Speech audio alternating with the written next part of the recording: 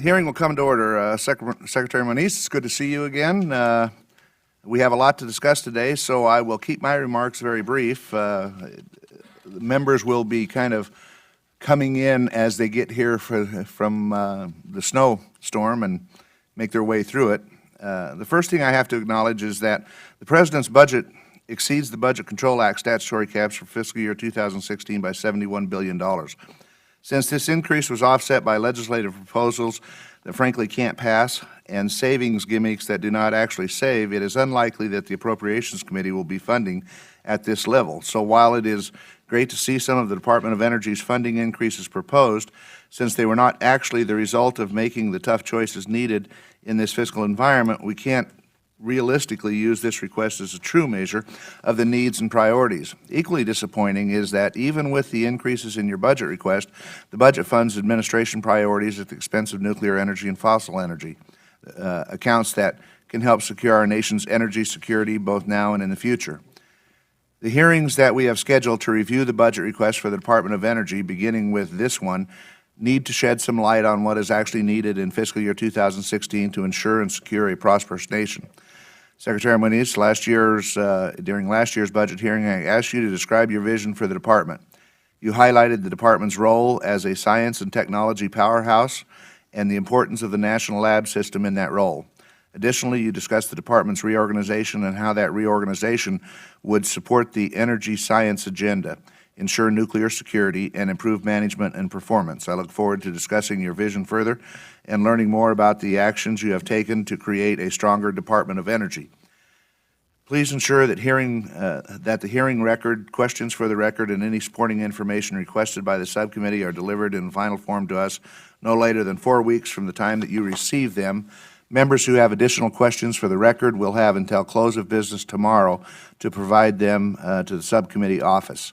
With that, I will turn to the ranking member of the full Appropriations Committee, Ms. Loy from New York.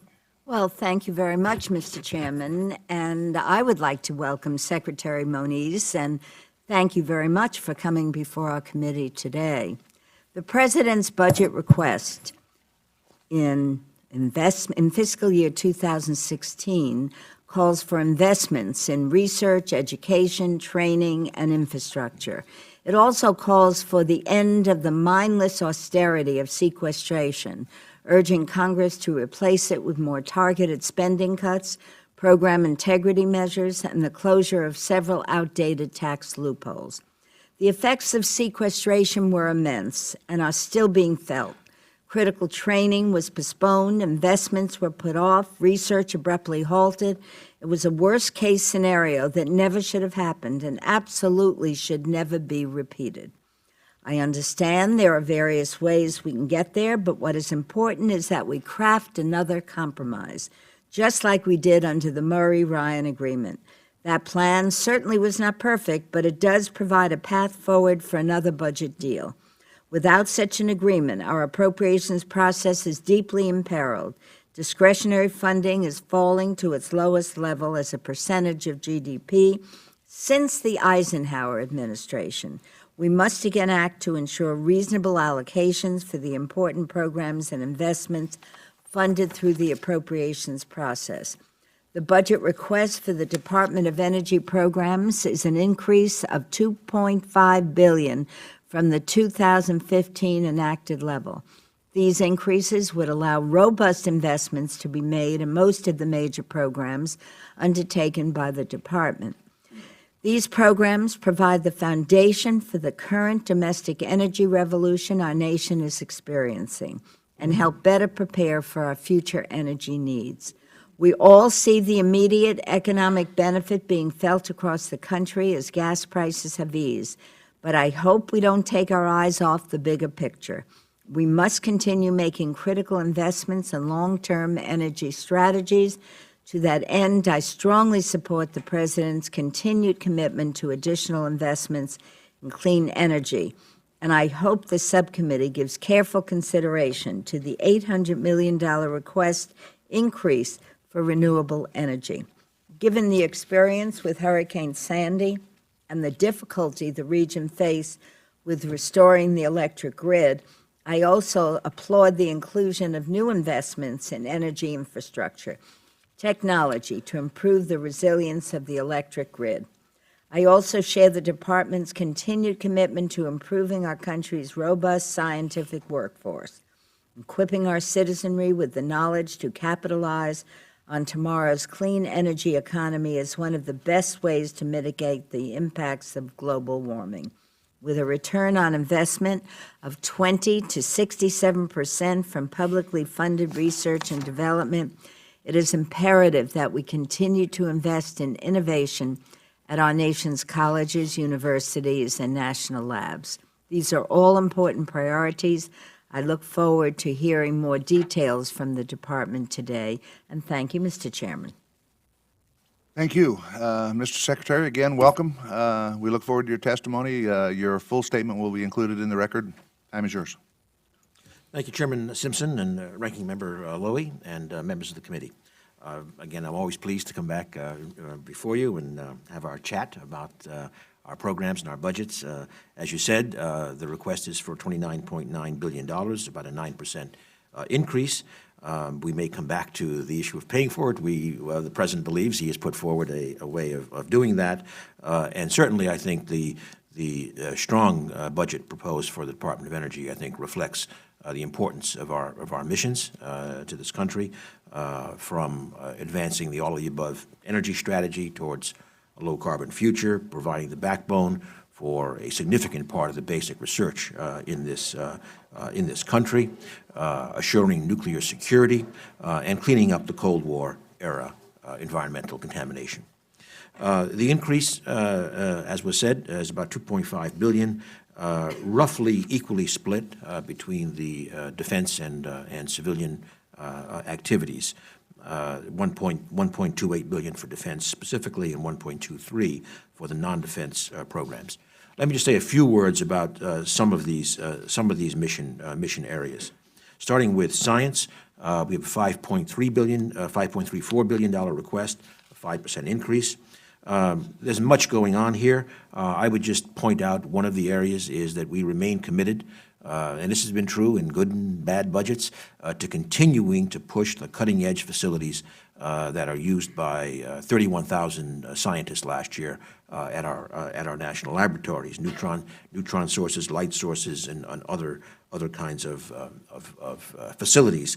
Just a few weeks ago, I was able to cut the ribbon, if you like, at a brand new light source at Brookhaven National Laboratory, a light source, $1 billion scale project that came in on budget and under schedule by 6 months. In the energy portion of the budget, it's about $5.38 billion. I'm sorry, on the science, I did want to also emphasize, very importantly, the cross-cutting proposal we have to go on to the exascale computing regime, an absolutely critical enabling technology, which the Department of Energy has always led in this country. Energy, $5.38 billion. That's a 27% increase. Over the last year, we've come close. This year, we'll make about 10 million tons of CO2 sequestration. We saw, with some assistance from the Department of Energy, the first 2 commercial cellulosic ethanol facilities coming on. We advanced efficiency standards that together, just in 2014, that together will cumulatively to 2030 reduce carbon emissions by 435 million tons. To disregard just about every one of them. Just 2 days ago, the President made the incomprehensible decision to veto the Keystone XL pipeline, a project that would put thousands of Americans to work, not to mention the energy that would be produced. The President's rejection of this project, despite overwhelming bipartisan and industry support, along with that of the American people, is inconsistent with the all-of-the-above energy strategy you're highlighting in your statement, which is necessary to keep our energy economy diverse, inexpensive, and reliable. While this administration would like us to think it's serious about pursuing an all-of-the-above energy policy, its actions plainly undermine that rhetoric. The coal industry is fighting every day to produce the cheap, reliable energy that our economy demands while shouldering tremendous burdens imposed by this administration's regulatory bodies. While this administration is hard at work writing new rules that would ban the initiation of new power plants, shutter existing ones, and leave thousands of coal miners out of jobs, the coal industry is focused on investing in innovative technologies that will make the nation's most abundant source of energy more efficient. Each and every year, this administration has produced budgets that slash funding for coal-related research and development, and Congress has sent a clear message by consistently restoring these much-needed programs. And while I'm pleased to see the department has requested a larger budget for the coal, CCS, and power system than it had previously, I'm disappointed that once again fossil fuels are being handed the short end of the stick. While renewable energy receives a healthy $786 million increase, 41% increase, fossil energy investments are again reduced, this time by $11 million. Investing in CCS technology and fossil fuel research and development is critical, and this request does not demonstrate a commitment to achieving commercially viable clean coal in the near term. But the importance of the cheap, reliable energy that coal provides is not completely lost on the administration. In fact, the President recently committed $1 billion in taxpayer dollars to invest in clean coal projects in China, projects being pursued through your department. But not surprisingly, the administration can't make the same commitment to the future of our energy security here at home. If this department's priority is truly establishing an all-of-the-above energy policy for the future, as you've stated many times in recent weeks, then I, for one, cannot discern the department's accompanying strategy for coal, our nation's most abundant natural resource, going forward. There's no denying that massive regulatory requirements are pushing this industry out of existence. But if the goal of these regulations is increased levels of efficiency, then where are the accompanying investments from your department that will ultimately enable the industry to accomplish that goal? I certainly do not see these kind of investments laid out in this budget. As you well know, these topics are critical to the future of our energy security, and I look forward to hearing your testimony and how you will be working to advance a truly comprehensive energy strategy in this country that includes coal. Thank you, Mr. Chairman. Thank you, and I appreciate that opening statement. And we'll now turn to questions, and I would ask the chairman if he would like to begin. I know you have a very busy schedule, as does Representative Loy. Okay. Ms. Loy? Thank you very much for your courtesy. We feel like we're on roller skates these last few days. And again, I appreciate the opportunity to have the Secretary before us. I have two questions. First, a brief question on crude oil shipments. The recent train derailment in West Virginia has once again focused attention on the relative merits of moving oil by pipeline or rail. Recent reports by the AP and the Washington Post, among others, have detailed some of the issues. While I know much of the issue is one of transportation standards, does the Department of Energy have an appropriate role in either data collection, research, and development that could improve our understanding of the technical issues? And is the department exploring technologies to treat Bakken or other highly combustible crude to reduce its volatility before it is shipped? Thank you. Yes, well, as you said, of course, there is this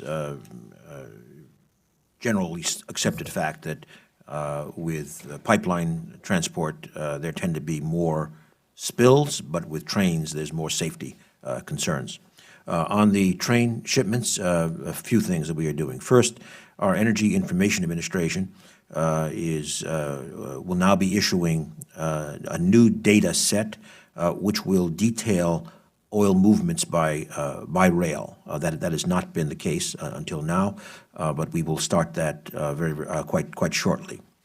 Secondly, with regard to, if you like, technical assistance, we are working with DOT, PHMSA, and we have a project with our national laboratories that was going through a detailed project to understand the qualities of light crude oils, including Bakken, and what the implications are for safety. So, for example, accident scenarios. We have in our laboratories not only kind of the chemistry part, but things like the test stands for looking at accident scenarios, et cetera. So that's another area that we are looking at. We have many other projects of relevance to the whole production of the oil, but with regard to the safety issues, those are some of the things that we are doing, and we are in close technical support of our sister agencies. Thank you. And the second question, it has become increasingly clear that our nation's electricity grid is vulnerable to cyber threats. Addressing this threat is critical to the security and reliability of the nation's electric grid. This is made particularly important given the grid is arguably the most complex and critical infrastructure that other sectors depend upon to deliver essential services. How does the department work with the Department of Homeland Security, industry, and other government agencies to reduce the risk of energy disruptions due to cyber attacks? Does this interagency process that adequately mitigates the risk to our current electricity grid, is this adequate? Does the U.S. have cybersecurity standards to provide a baseline to protect against known vulnerabilities? And what kind of public-private partnership is the department involved in to accelerate cybersecurity efforts for the grid of the 21st century? And if you can just sum up, what are the most pressing issues we should be addressing with regard to cybersecurity and the threats that are facing us? It's a complex question. First of all, the interagency, I think, under the leadership of DHS, is working, and in that system, the Department of Energy is designated as the sector lead for the energy sector. So when it comes to cyber, specifically for the energy sector, then DOE is the lead. In the FY16 budget, we have a cross-cutting, meaning multiple office budget of approximately $300 million for cybersecurity. This has been going up consistently because of the escalating threat, and it is escalating. The grid modernization project, so there will have a large cyber component in terms of research, but in addition to the research and the issue of providing resilience against cyber threats through new technology approaches, et cetera, the public-private partnership element that you mentioned is very strong and very important. So our Deputy Secretary chairs a group that meets regularly with EEI, with utility CEOs, specifically on cybersecurity. And as an example of what we have done, we have selectively issued security clearances to leaders in that industry so that we can share appropriate information that is not available publicly in terms of the threat vectors and how they need to respond to be protected. An important issue is, just to emphasize, and a constant theme is cyber protection, you simply cannot be static. So it's always a constantly evolving threat, and it's got to be a constantly evolving defense. Thank you, and thank you very much, Mr. Chairman. Mr. Chairman. Thank you, Mr. Chairman. The EPA will issue final rules on carbon standards for existing and new power plants this summer, they say. These are onerous rules, they're unrealistic rules, but they will require coal-fired plants to capture and store underground about 40% of the carbon dioxide that they produce. In order to comply with these extremely costly and I think impossible regulations, companies are going to have to utilize carbon capture and sequestration technology, CCS. The elephant in the room, Mr. Secretary, is that technology is not available commercially. You can't get it. And so companies are going to be required to do something that's impossible or shut down. I think I know what the strategy is to shut them down. It's like the right hand, EPA, is not talking to the left hand, Department of Energy. Sadly, I see no leadership from your department in making the requisite investments to move that technology forward in a meaningful and timely way. What I consistently see instead is a budget request with an astronomical increase for renewable energy research and inadequate investments in the fossil energy program, the one that we now have. This tells me that the administration's goal is not really an all-of-the-above portfolio with clean coal. It's to take coal totally out of the equation. Am I in error when I say that CCS technology is not now commercially available? Yes, it is commercially available, but may I, with permission of the two chairs, may I give a slightly more expansive answer, going back to your opening statement and talk about the coal picture broadly? That's what you're It may here take more than 5 minutes, but I think it's very important and central to the discussion. I'd like to say that, first of all, I think we have a very, very strong program with coal. But before I go to coal specifically, there's much said about the increase, the large increase in our, and the large size of our so-called renewables budget. I want to emphasize it's an organizational issue. The EERE budget that's being referred to is actually 3 programs. There's an energy efficiency program, there's a renewables program, and there is a sustainable transportation program. They are really distinct activities. And then there's nuclear and fossil, et cetera. If I may quote the budget numbers, FY15 or FY16 request, FY15, energy efficiency is $642 million. That includes things like weatherization programs. It's not just R&D. Renewable energy, $456 million. Transportation, $602 million. Fossil energy, $561 million.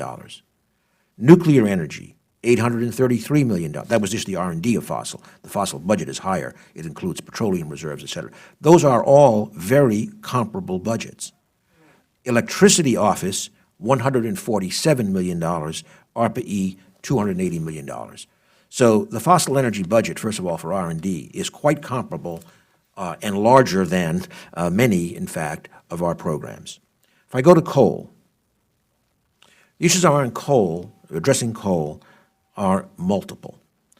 First of all, in our basic science programs, things like the advanced materials work is critical for issues like ultra-supercritical plants, even pushing the efficiency very, very high. High 40% looks possible. We have, and you yourself mentioned the increase we request in the fossil budget for the capture R&D. ARPA-E has capture R&D. They tend not to be counted. There's $50 million of innovative work in carbon capture. We have our demonstration projects. $6 billion, 4 of them operating or close to operating. Some will not make it across the finish line. We know that. Also in Canada, we have operating the Boundary Dam project, which is a coal plus post-combustion capture project. In our loan program, we have an $8 billion solicitation out right now for fossil energy projects that reduce emissions. We have the new tax credits proposed out of Treasury, $2 billion subsidy support for CCS infrastructure, and a sequestration tax credit for carbon put underground. This is a very, very broad program. We have a Power Plus program that looks to help communities, coal communities, in transition. I want to emphasize, certainly up to now, the reduction in coal use has mainly been a market-driven response to the low natural gas prices. With regard to China, our program with China and the one that that the President talked about are expanding, we will spend $10 million a year in supporting United States researchers and companies. That'll be multiplied by 4 in a clean energy research center collaboration with China. And as far as availability of technology, you can buy it today with a warranty. The Boundary Dam project I mentioned, the Petronova project being built in Texas. There are, of course, for new plants, alternatives like gasification plants. The Great Plains plant in North Dakota has already supplied 20 megatons of CO2 to Canada for enhanced oil recovery. It went across the border, but it was an American plant that captured it. This sounds to me like a pretty strong program. One project, unfortunately, a few weeks ago, we had to go into structured closeout, the FutureGen project, which would have been an oxy-combustion plant. It's a very important technology. I still hope we support somehow, but that plant ran out of time because of the ARA funding. We are very serious about advancing coal, enable coal as a marketplace contributor in a low-carbon world of the future. Well, so that's the breadth of the program. It's a very, very, very many components. Yeah, reclaiming my time. Well, the 9,000 laid-off coal miners in my district alone, laid off because of the policies of this administration, are looking to you to make the use of coal commercially usable. I mean, when the EPA requires that existing power plants must capture 40% of the carbon dioxide they produce, when that machinery is so exorbitantly expensive or non-existent, it puts these coal companies and the utilities in a box they can't get out of. And you're in effect rendering the use of coal impossible. And I beg you to change your policies. Quickly, Mr. Chairman, let me switch gears very briefly. We were talking about the grid a moment ago and the reliability of the grid itself. I'm concerned about whether or not we can generate the power during especially peak load times with the closures of all of these power plants coming on stream here next year. You're going to have brownouts and blackouts, in my judgment, not because of the grid, but because of the generating capacity that you're shutting down. What do you think about that? Well, clearly, the issues of reliability need to be looked at constantly. And Liability? Reliability, I'm sorry. And by the way, Mr. Chairman, before I forget, I should say that I would be delighted, of course, to come by and have a longer discussion in terms of all of these coal-oriented programs. I'd be very happy to do that. With regard to generation, again, a major dynamic has been that the very low cost of natural gas has certainly hit the coal sector, and I might add the nuclear power sector. We've had five, 6 plants shutting down, particularly in the deregulated parts of the country, nuclear plants with a low gas price. I mean, that has been the dominant reality. It's the natural gas prices, which even went below $3 for some time, and a natural gas plant, I just might observe, in terms of construction, I mean, most of the construction recently in the United States has been natural gas plants and wind. Those have been the two major new capacity additions. And the natural gas plants have the advantage of by far the lowest capital cost per installed megawatt. So the combination of the low capital cost and the low fuel cost has obviously increased the gas market share quite dramatically. Thank you, Mr. Chairman. Let me ask you, how long do you expect those low natural gas prices to exist? And does the department make a prediction of that? And what's going to happen to those natural gas prices when I suspect there will be additional regulations on fracking and other types of things? Well, first of all, the EIA does make projections about gas prices, oil prices, et cetera. You go to the bank with those at your own risk. But certainly the current expectation with regard to natural gas is that we will continue to see growth for quite some time, getting up above 30 trillion cubic feet per year. This is an incredible amount of gas. So right now we see, we see no reason to think that there would be significant upward pressures, at least, let's say, for the rest of this decade, if not longer. Now, that does not include, of course, localized price spikes in my part of the country, New England, with a lack of sufficient infrastructure. And when the cold weather comes, I mean, we've had spikes go up to $60, $80. But that's not a systemic, sustained price. So, we tend to be thinking in terms of the, $4 level as being something that's relatively stable, but it's always risky.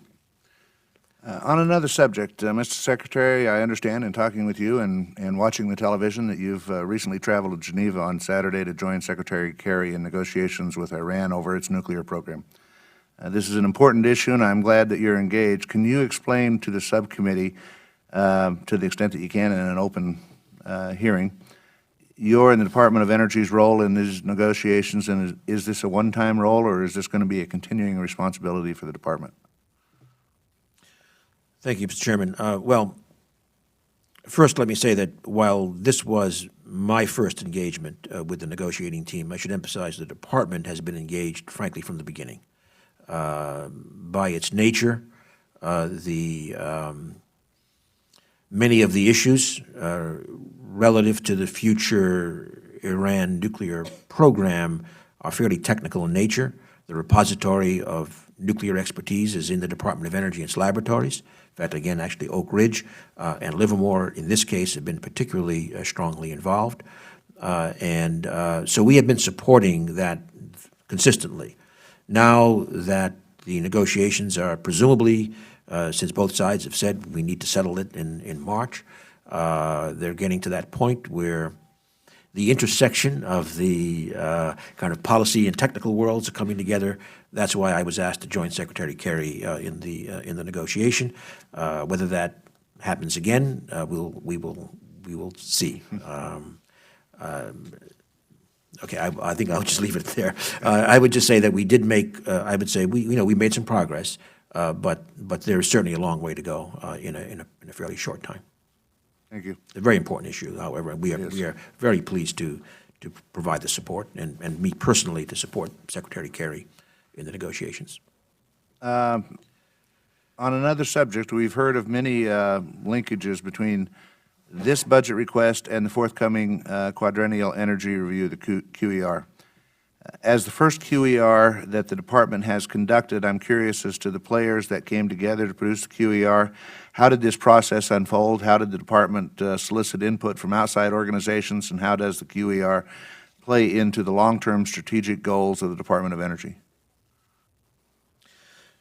Thank you. Yes, the QER is a massive undertaking, frankly, because it's trying to bring together agencies almost across the entire government, frankly, because there's so many have energy equities. The blueprint was laid out a few years ago in a report of the President's Council of Advisors in Science and Technology, which I happened to serve on at the time, and I happened to actually co-chair the group that recommended this. The way it is implemented, I want to clarify, it is chaired out of the Executive Office of the President, because frankly, that's where the convening power resides. But the Department of Energy, and we have built up, as you know, a powerful policy and analysis office. We function as essentially the executive secretariat and manage the analytical work. Secondly, the decision was made that the first year would focus on energy infrastructure, transportation, storage, and delivery and distribution of energy, electricity, and fuels. We recognize from the beginning that states and regions play a huge role, not only in implementing the program, but in having very different needs and opportunities. So we had 13 regional meetings across the country on all the different subjects relating to energy infrastructure.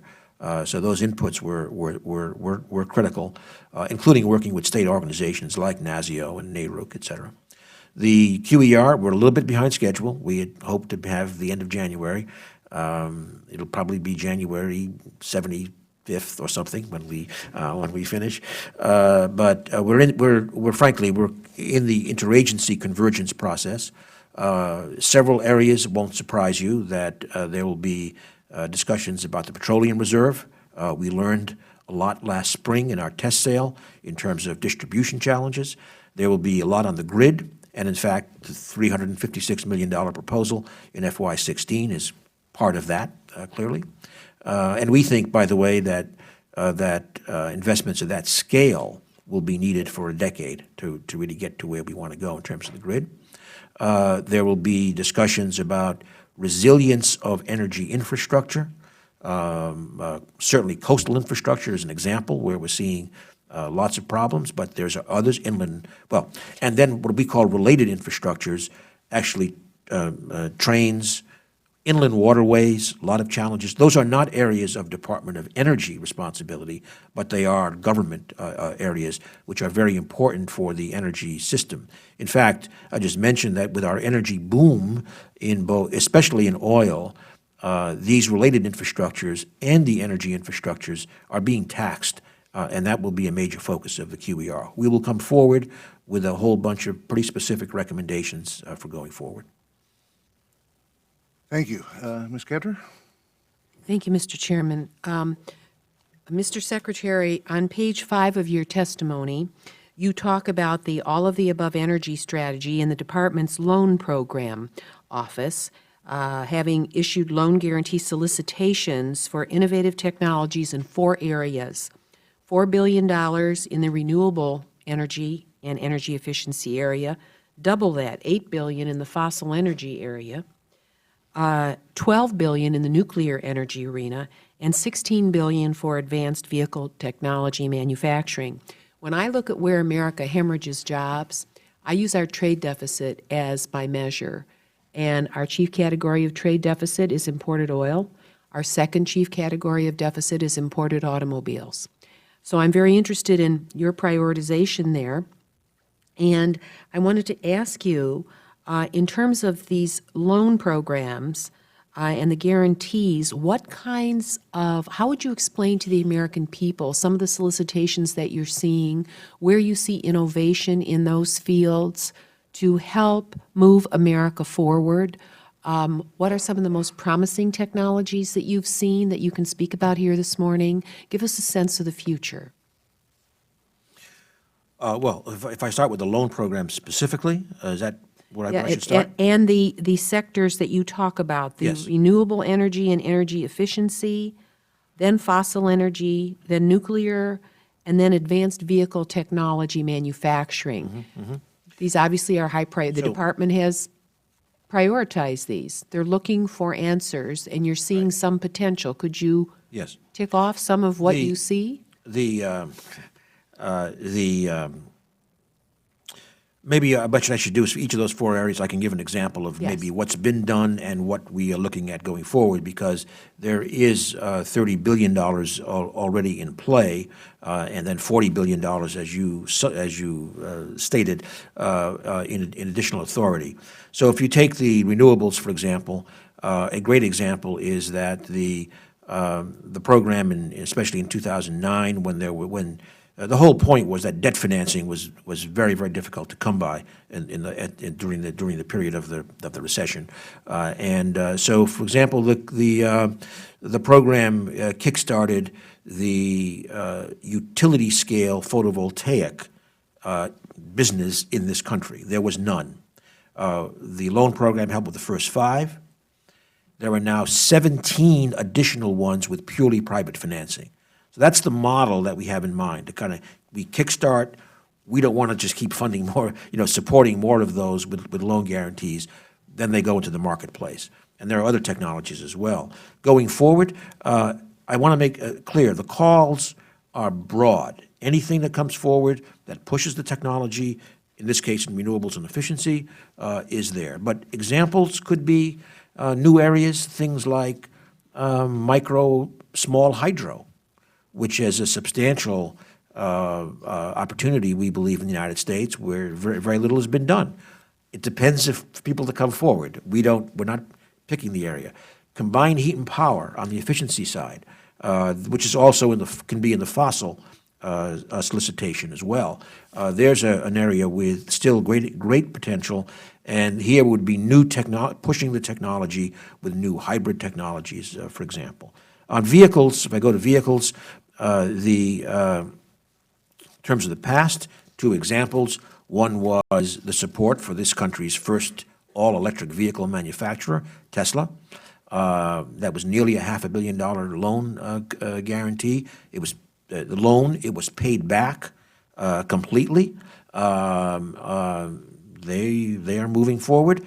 But we also supplied a $6.5 billion loan to Ford to retool 13 plants in I forget how many states, 6 or 10 states, something like that, including in your part of the country, and that's been a huge success again in terms of manufacturing EcoBoost engines and aluminum-clad F-150s and this kind of a thing. Going forward, we think the future of that program is going to be less auto manufacturers as opposed to auto parts suppliers. It could be low-resistance tires. It could be the new materials for lightweighting, many possibilities. Well, those are a couple of, on fossil, looking forward, there will, again, CHP is one example, combined heat and power, carbon sequestration.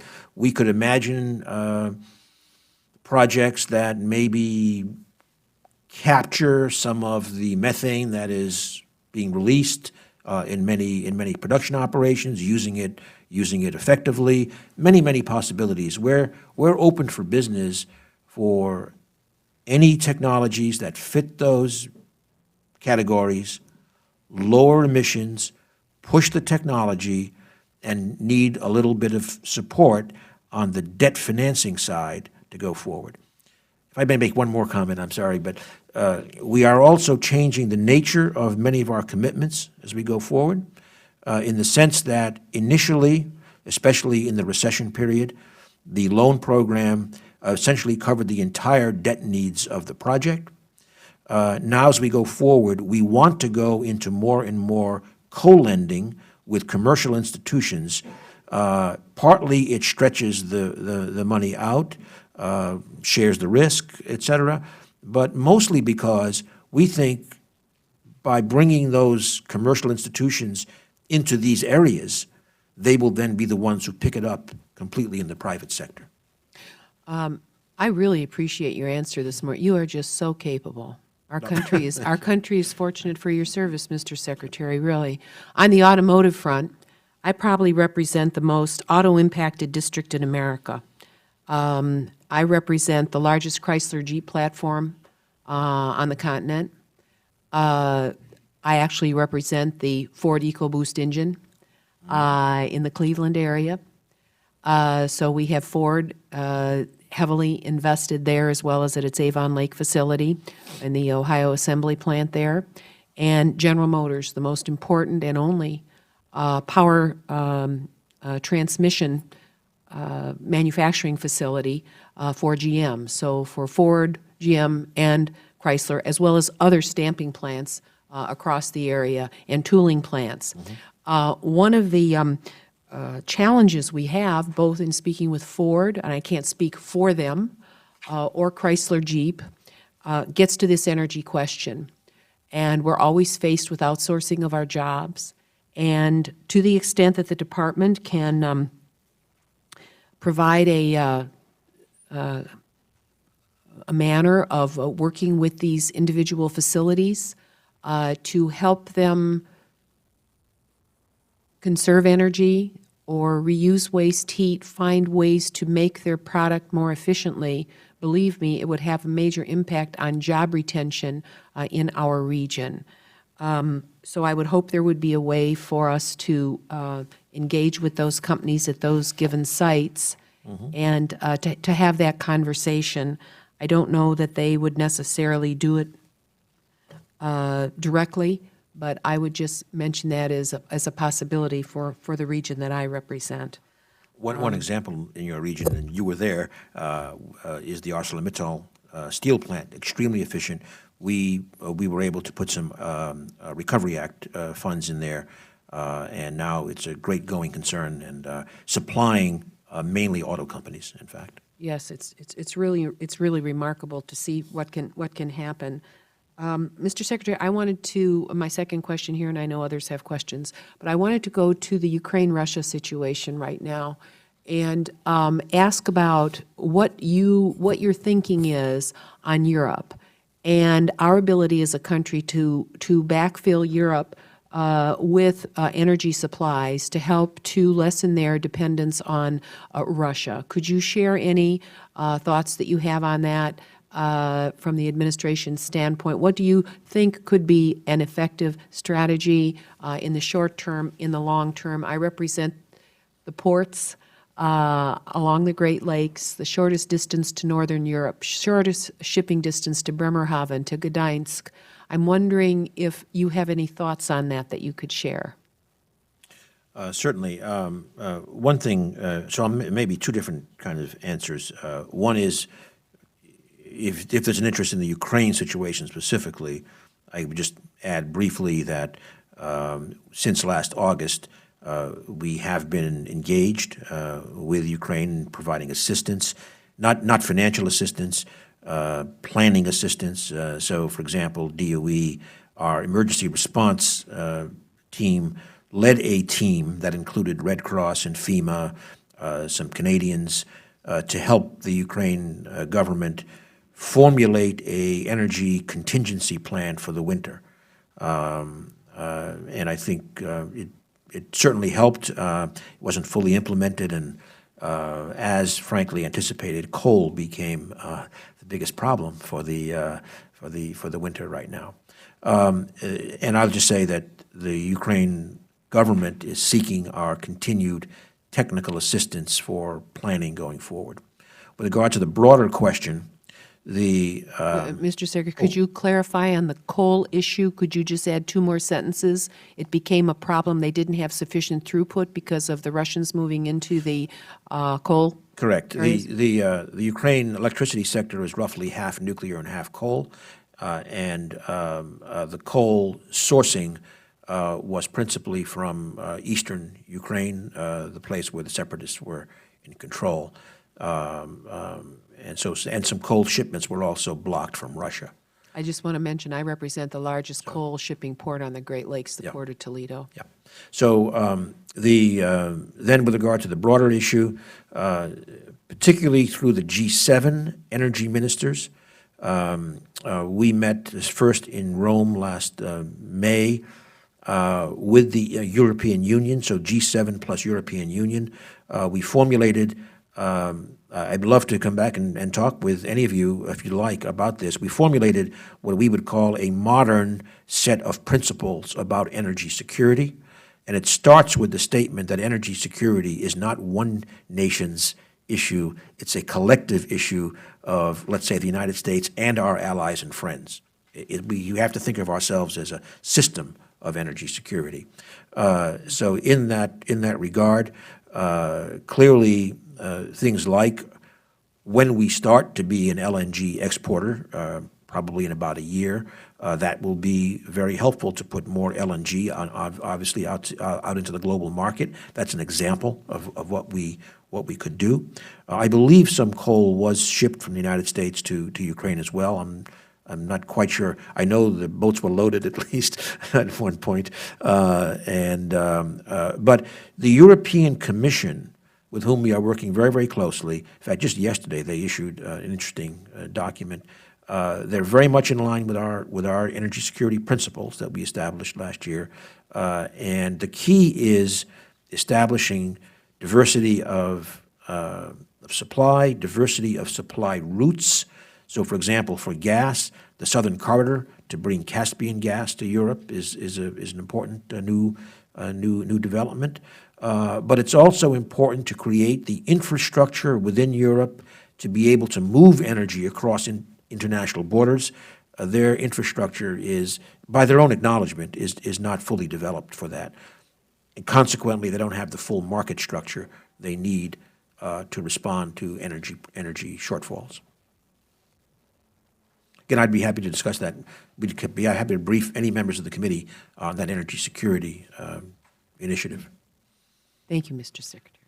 Thank you. Mr. Flashman. Thank you, Mr. Chairman. And Mr. Secretary, I want to personally thank you for your very kind words today and throughout your tenure about the great city of Oak Ridge. I'm privileged to represent that city, and as you and I are well aware, we do so many things in Oak Ridge: Premier National Lab, Y-12, UPF someday, and our great nuclear cleanup legacy mission. And I want to thank you for your cooperation and attentiveness to all of our issues, sir. And thank you for your cooperation. Yes, sir. I have a few questions. Mr. Secretary, I'm pleased to see that you've included $100 million in the President's budget request to keep our domestic uranium enrichment capability moving forward. Last year, this committee directed the Department to produce a report by April the 30th that includes an accounting of available low-enriched uranium, high-enriched uranium, and tritium for our national defense purposes, as well as a benefit analysis of each of the options to enrich uranium in the future. Two-part question. Could you please give us an update on the report, and will it be delivered to the committee on time, sir? Well, we certainly hope to get it on time. We're well along in the interagency process because, as you know, it is an interagency process, the interagency recently asked us to have an independent cost analysis done. So that is underway, and that's the piece now that we need to get back from the contractor, basically, that we've hired to then finalize the report. So we are aiming to meet the date. I hope we can. The independent analysis is the issue right now to complete. Thank you, sir. The condition of the Alpha 5 facility at Y-12 has been described by the NNSA as the worst of the worst. DOE's Inspector General recently briefed me and said that due to delays in the cleanup and disposition of contaminated excess facilities, the Department is taking on ever-increasing levels of risk. As a matter of fact, I saw a video of that facility, and it was shocking. These contaminated facilities pose significant health and safety risks to employees and to the public, and as they continue to deteriorate, the likelihood of a serious accident increases. What is the Department's plan for dealing with this critical problem? Congressman Fleischman, you're certainly correct. I'm not sure whether that particular building wins the prize or not. There are many competitors with this extremely old infrastructure, buildings that were, from the early 50s, and nuclear facilities of that age. So we are concerned, and we are moving forward. What we're trying to do is give you an example of UPF. You mentioned UPF, so that's a good example. We have, again, as you well know, some highly challenging processes in the current situation. Safety issues. We had things falling, which you don't want to do in an HEU facility. As we have now looked to re-architect the UPF plan, within that plan is a fast tracking of getting the risky operations out in this decade, by the end of this decade, even if the full project is not finished. Our target is 2025. So we're trying to really move that up. Another thing that we are doing is in this budget for FY16, you kind of don't see it so evidently, but we had a new principle. The principle was that the programs could not have a proposal that would continue to increase deferred maintenance. So at a minimum, had to stop that and then eventually dig ourselves out of the hole. Now, as we then do another project, the Lab Operations Board was charged to do an inventory, the first systematic inventory of general infrastructure needs across the complex. We have over $100 million in the budget request to start addressing those needs, but they are coupled, because some of those general infrastructure needs, like an NNSA, are designed to take a big hit out of continued maintenance budgets. So it's safety and budget together that we are trying to address.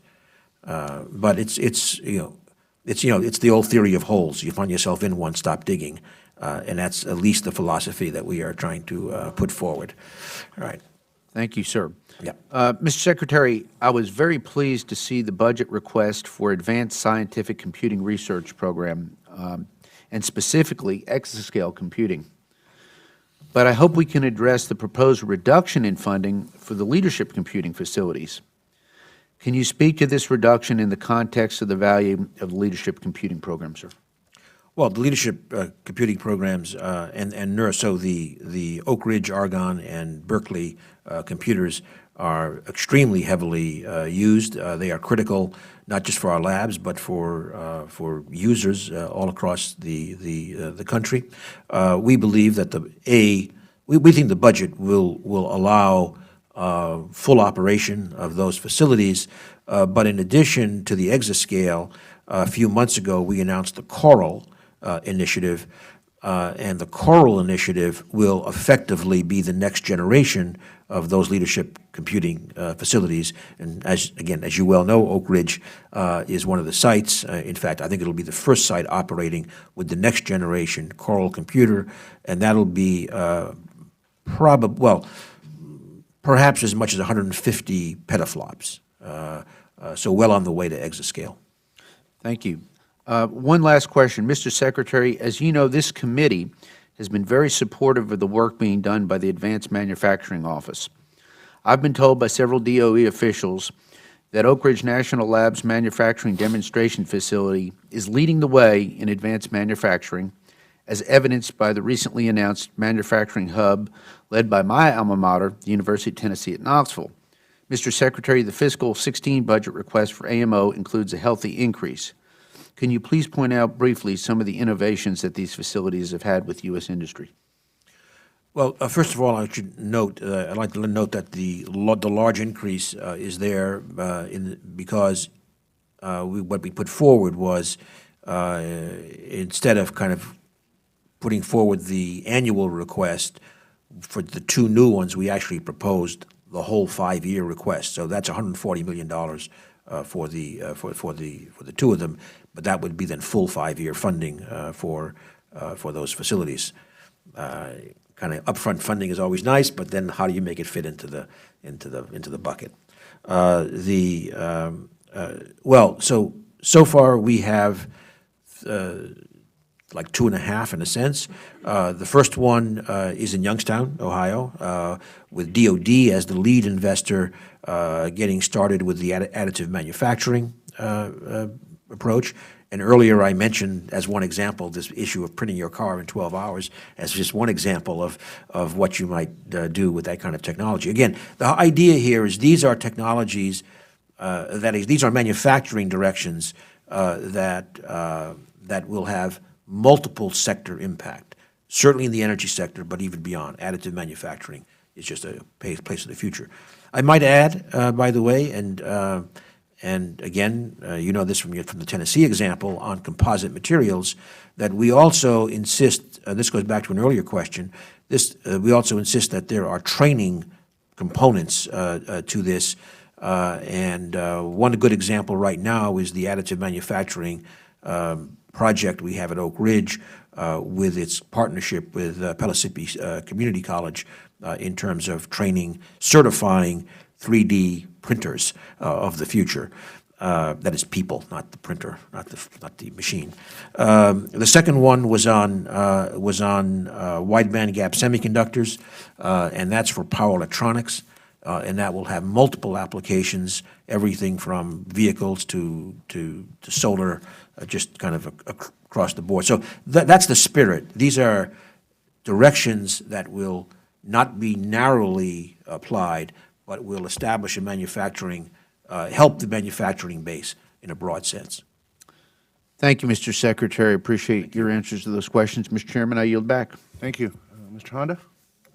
Thank you, Mr. Chairman, and welcome, Mr. Secretary. It's always instructive to listen to the dialogue here. I have 3 quick questions, and one is the Sunshot Initiative.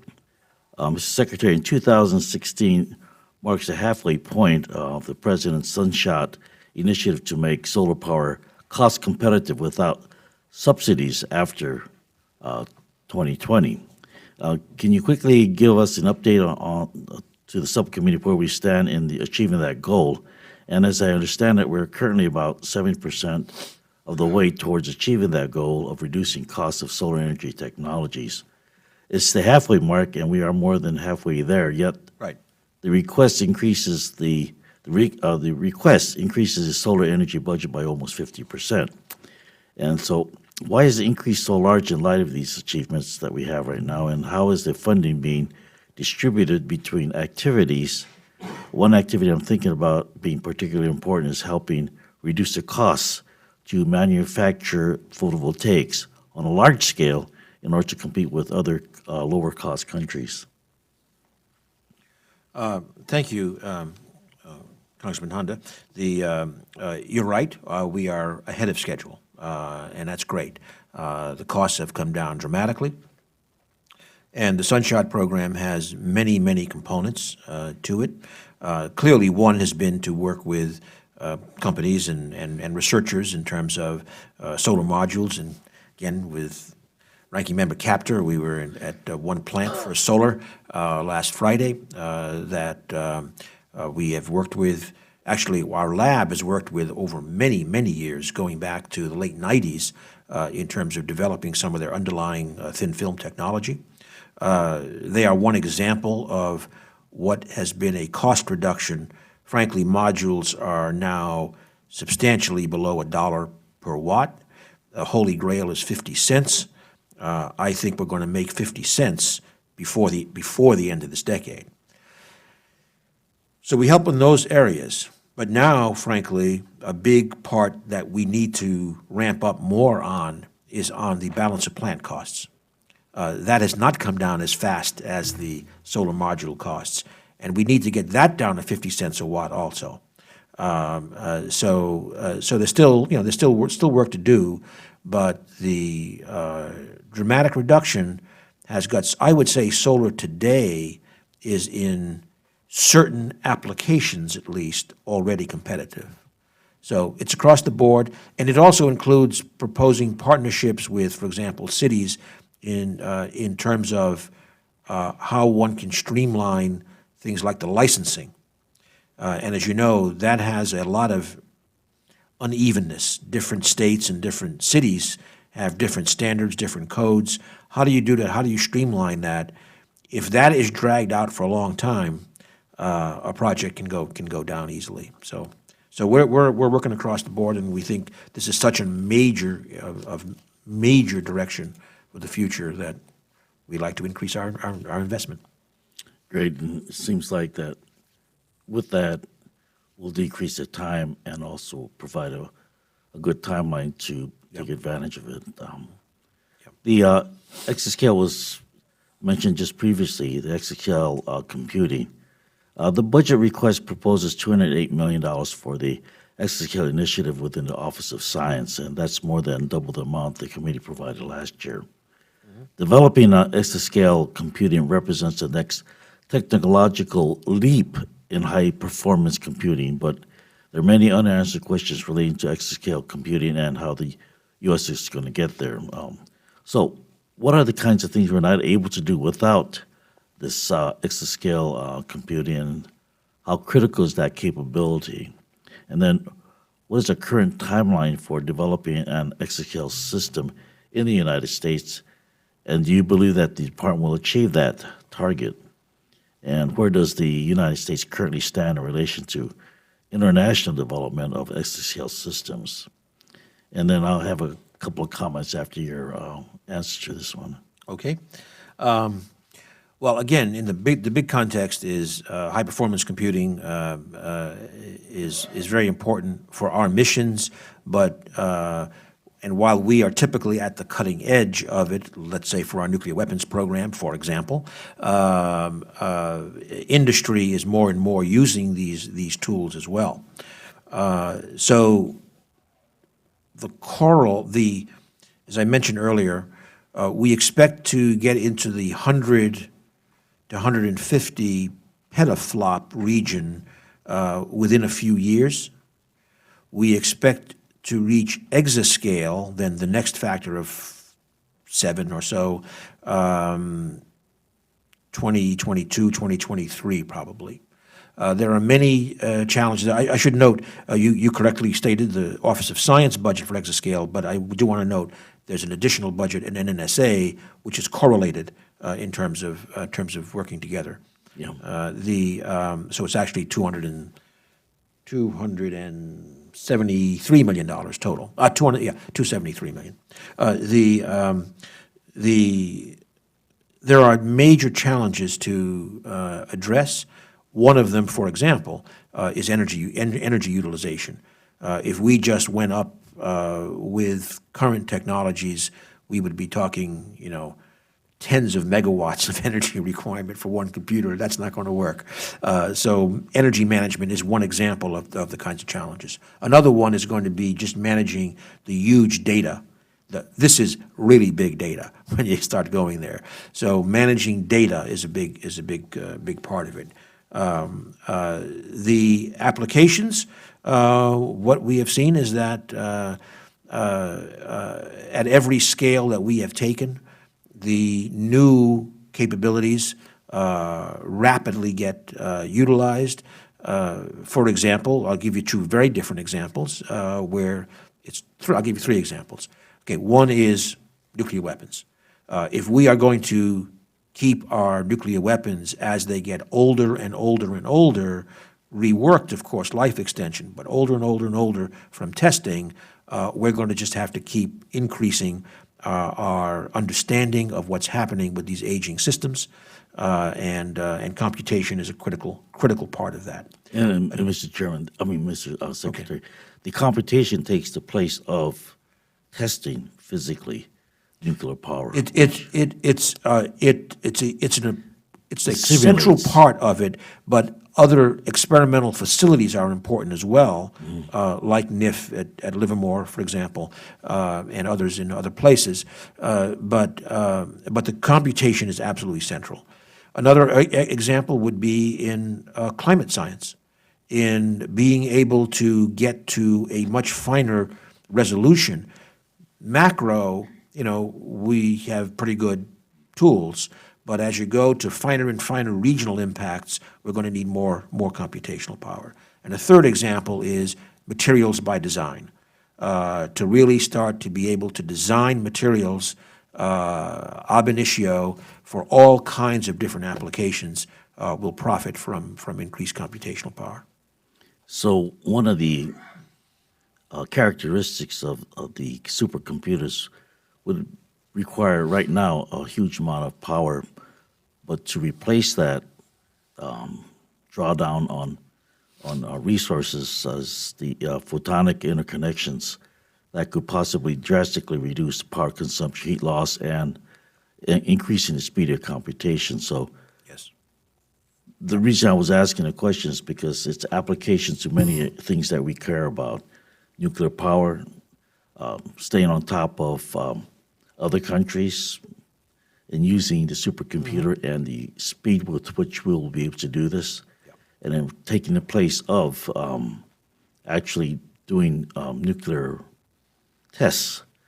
And all these things will save us both, I think, time, money, and resources, and also Yes. possibly give us a sense of security in our national security. And also in the manufacturing sector. As you know already, airplanes, for example, are essentially designed on a computer, et cetera. So I'll make a comment about that after this last question, Mr. Chairman, if I may. The ARPA-E management approach, the fiscal year 2016 budget request provides strong support for the Advanced Research Projects Agency, Energy, ARPA-E. Although it's a young agency, ARPA-E has seen considerable broad bipartisan support, largely for its active project management and its flexible funding structure. One of the challenges of ARPA-E is that it must show results while also taking many risks. What is your view of the proper balance for ARPA-E? I'm on the risk side. And Where I am too. So. yeah, and I think the program is outstanding.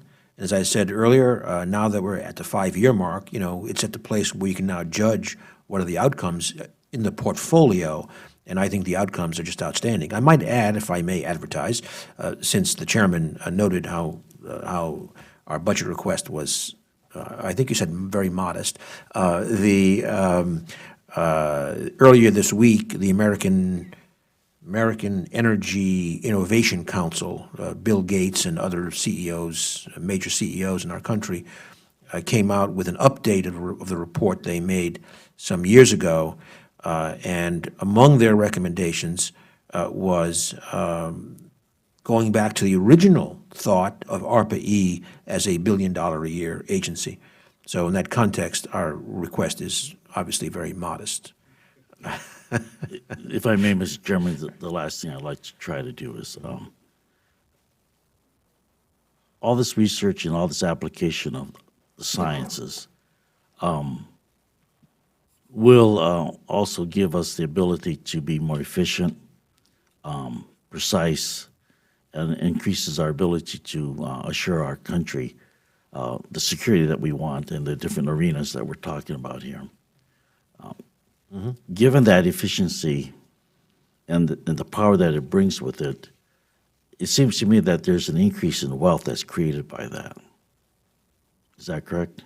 Oh, yes. Well, the classic economic analyses, including by my former colleague, Nobel Prize winner Solow, is that roughly half of the productivity gains in the American economy have come from innovation. Okay.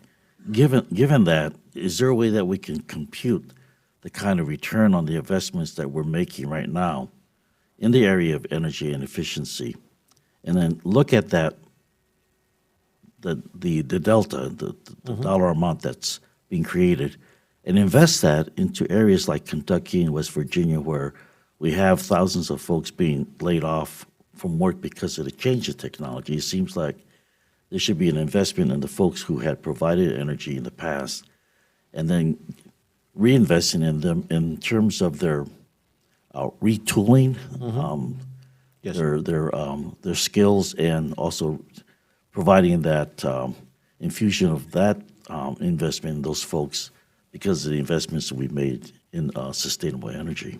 Again, the FY16 budget proposal does include, I'm not suggesting the scale was what one may need, but for example, the so-called Power Plus program includes specifically some funding to try to help communities in transition, particular communities that have been dependent on coal in transition. Right, and then there's a dual aspect like weatherization.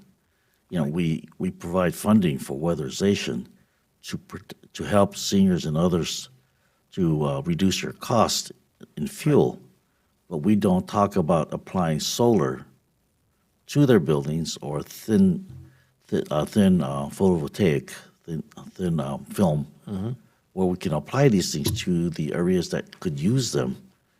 So it seems to me that in terms of highly, what is it, the program, the weatherization program? That we should attach solar to that so that those folks can create their own energy, at the same time reduce their costs through weatherization. So there's a double hit, and I think that these are the kinds of investments we can make from the wealth that we create from the investments that we do as a nation, and then not have any other part of this country be left behind or any sector of the population. So I'm hoping that the chair would look at that and sort of maybe we can look at a possible strategy where we can make some of these reinvestments in the areas that are needy. Thank you, Mr. Chairman. Thank you, Mr. Secretary. Mr. Valadeo? Thank you, Mr. Chairman, Secretary. Appreciate you taking some time for us today. Last week, I had the opportunity to go tour Berkeley National Laboratory up there and spent some time looking at the advanced light source. I share a lot of the same concerns or that how important this is, but it really was an impressive deal. I mean, to go and spend some time and see how much research is going on from computer chips all the way to the drought-tolerant crops that in my area is so important. With what's going on there, as other nations and regions around the world accelerate their development of new and more powerful light sources, what are we doing to stay on the cutting edge? Are we? Great. First of all, I'd like to say to any members of the committee, if we can facilitate visits to our laboratories, Berkeley and others, we'd be delighted to do that, because I think it is, well, we think ultimately it helps us, and it's very eye-opening, I think. In terms of light sources, we have 4 light sources, Brookhaven, Argonne, Berkeley, and SLAC, Stanford. And we are, in some sense, over the years, kind of systematically upgrading to the next generation. So the one that we just finished was the Brookhaven one. The next one now is SLAC. In this budget, there's a big push for SLAC. So we are, and I should say, these light sources, I want to make it very clear, they all have different characteristics. So it's not like it's just one light source, made 4 times. They all support different areas of science because of their particular beam characteristics. And by the way, you may have heard, one of the things not well known is that if you look at those 4 light sources now, 40% of their use is in the life and medical sciences. So again, what we do is, our job is to supply this tool for the American research community, and then they come in and they compete for this. And I will add, for example, with this, sorry, I'm getting away from your question maybe, but if you look at, because of this use now, like NIH, they pay to build beam lines at these light sources so that their researchers have access for what they're doing. So we supply the core tool, we build it, we operate it, and then scientists come in, and other agencies even support NSF and NIH especially, some of the equipment. So anyway, so so the answer is, A, we are pushing on the frontier. B, the budget in FY16 we estimate to be essentially a full operating budget, we say 98%, operating budget for all of our major facilities across the country. Okay. And I wanted to follow up on, not follow up, but just add my concern, obviously, on the pipeline security and the grid security. There were some comments made in Energy and Commerce hearing not too long ago when these questions have come up, and I know it's been brought up again. In my region, especially now with the drought, we do rely on a lot of electricity for pumping water, and the grid obviously has a huge impact on keeping fruits and vegetables cool for storage. There's a food supply component to this whole debate. So it's not just providing electricity for people's washers and dryers, but actually our food supplies and the way we process. So it is something that's very concerning to me, and it does have a huge impact. And so I would like to reiterate how important that is to me. And then there was another issue that was brought up. In your testimony this week, you mentioned a new cross-cutting initiative, the Energy-Water Nexus, and that one caught my eye. Representing a district currently experiencing its fifth year of drought, I was hoping that you could elaborate on this initiative. When you say that you want to save water and energy production, what specifically are you saying and what are you targeting? One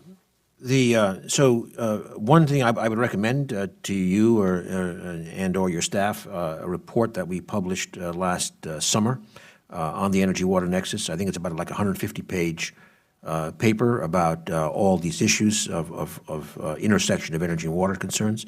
I do want to emphasize that obviously the energy, water, and water in particular is a subject for other departments, Interior and others, EPA clearly, but there are some very strong intersections. Two of the areas, for example, and I think the budget proposal is for $38 million, I believe, for energy and water, cross-cutting.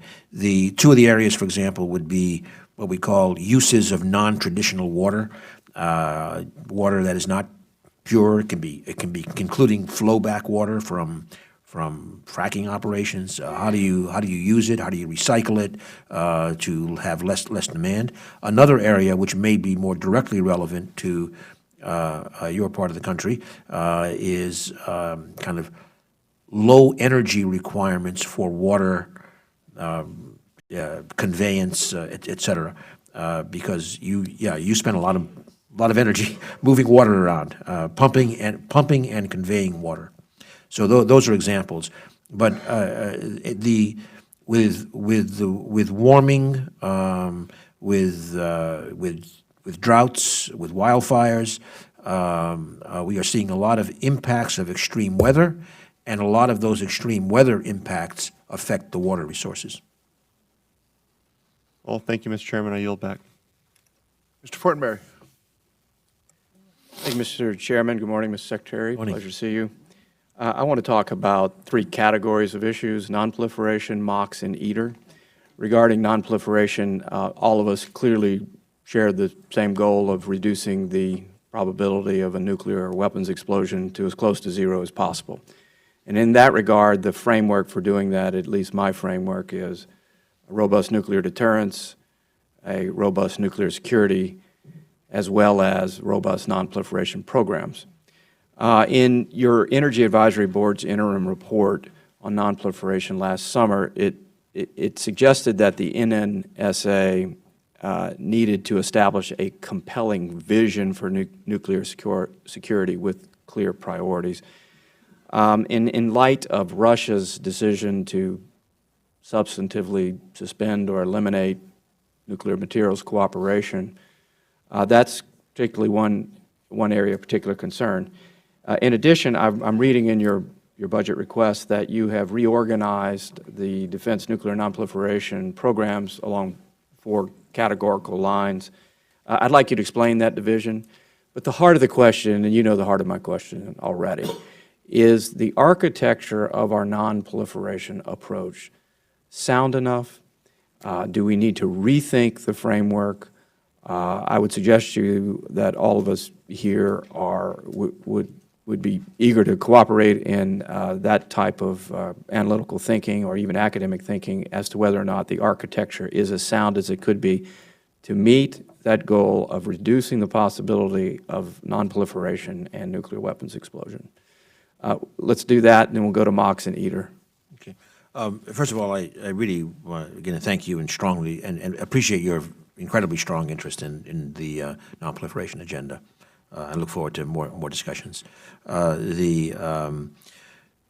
You referred to the interim CAB report, and I'm going to talk about another report that we are doing in response to it, which may provide actually the foundation for us to get together again and have a broader discussion. Every year, we are required to do an annual report on the stockpile, the science-based stockpile management plan. We have decided, frankly, inspired by the Al Conosal's led interim report, that we are going to produce a similar nonproliferation volume. And we are targeting that for the middle of March. Maybe it'll be the second half of March, but anyway, but in March. So we're well along, and this will kind of pull together our programs, but also where we think we need to go. And so that kind of strategic vision is something that I'm delighted to discuss with you and your colleagues who have. You're talking about in a month, in 1 month? Sorry? You're talking about this month? This month. Excellent. Yeah, in Well, in let's- weeks. In weeks. Mr. Chairman, if you could indulge me, if we could plan on using more time to delve into the specifics of that when it comes out, I would certainly be willing to commit to that. We'd be happy to come up and have a start with a briefing of interested members and then have a dialogue. That'd be great. Thank you. A second outcome of that report is we decided, because that report called for establishing kind of a policy function that went across the board, and it kind of recommended setting up a new office reporting to the secretary on it. I didn't want to establish a new office, but what we did establish, and we had the very first meeting just days ago, is what we're calling the Nuclear Policy Council. So it's a council that will meet quarterly to discuss issues that typically cut across the civilian and military sides of nuclear, so nuclear fuel cycle issues, et cetera. You originated this council, or Correct. was that you originated it? Correct, Within yeah. your department, but it'll be multidisciplinary across agencies? Correct. Yeah. And we just had the first meeting this week. It'll be quarterly meeting and maybe with some tasks. Sometimes it's a little difficult to keep all of our various councils straight. We have a lot of councils. I have created a lot of councils, but frankly, it's because I think there has not been enough discussion across the stovepipes, because so many of these issues connect. Nuclear fuel cycle issues are in nuclear energy office under the Undersecretary for Energy and Science, but boy, does that raise proliferation issues, right? I've been trying to get a lot of these. Cybersecurity is the same thing, where we get these councils and they lead to taskings for specific jobs, but rather than creating, kind of a permanent organizational structure, I'd rather just go this way. Well, clearly, we're talking about this in terms Because if they don't work, I can get rid of them Sure, easily. I understand, and you probably don't want us to put that in legislation either. You can get rid of it. But the framework, what we're talking about now is obviously appropriations. So clearly, a lot of us have a deep interest in this question, and you do as well. And it's so essential. I assume the appropriations that are vital to this task are already embedded in your proposed budget, or you have the flexibility to shift money, or do we need to help adjust something here? Well, we obviously made a proposal that we think responds to what we need. That proposal was made, of course, in the interagency process last year. So as this report comes out, and if we have a briefing, and we would be delighted to work with you in terms of it might lead to some reshaping, but right now we put together the proposal that we thought would meet the needs. It does not. You mentioned Russia. Just make it explicit that we did not have any request in there for nuclear security programs with Russia. They've pretty much been shut off. If there were something to come up, there's a little bit of carryover funds we could use, but fundamentally, other than collaborating with them in terms of the repatriation of Russian origin weapons usable materials from third countries, as we did this year with Hungary and Poland, et cetera, we don't see any collaboration. Well, that's a huge and sad development, and if we can keep some kind of lifeline open there in consideration of the extraordinary difficult situation, I think that would be prudent. But let's move to MOX right quick, if we could. You've got $350 million requested or so. We've got a report that is not yet available that we've requested that is asking you for alternatives. So, It's coming. okay. Yep. The problem here is, you're familiar with the expression, go big or go home, and here we're not doing either, it seems to me.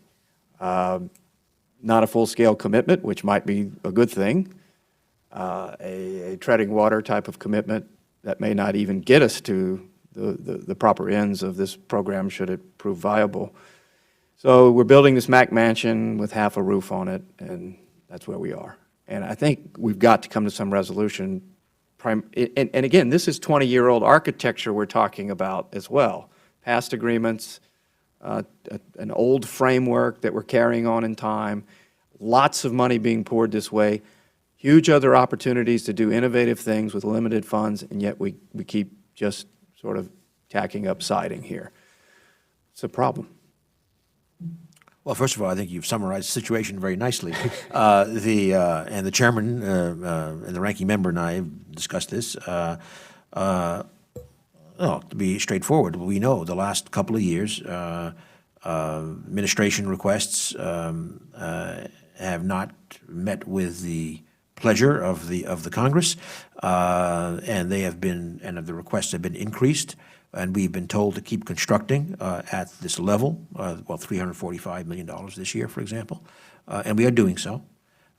We have also been pretty clear in stating that we think a viable project to go to conclusion for the MOX fabrication facility probably needs another $200 million a year to convert. So I am hoping that this year we can do exactly what you said, come to an agreement about,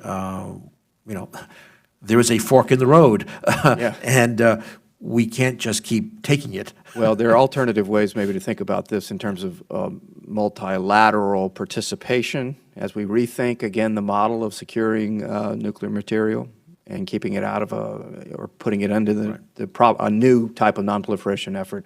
I think my time's expired. ITER is Creative ideas we'd love to have, but let's pull the French and the British and the Japanese and Europeans in, and let's pull them in and make them pay some We need cost. to dispose of this 34 tons of weapons plutonium, one way or another. ITER, we're pouring a lot of money there as well. What's the projected outcome? I am recused from the fusion program. We'd have to get back to you for the record, or have our deputy secretary come and meet with you. I apologize, but I am recused from that program. Do you want to tell me why? The reason for the recusal is quite simple. It's because the MIT has a major facility, and so for at least 2 years, I am recused from dealing with that budget.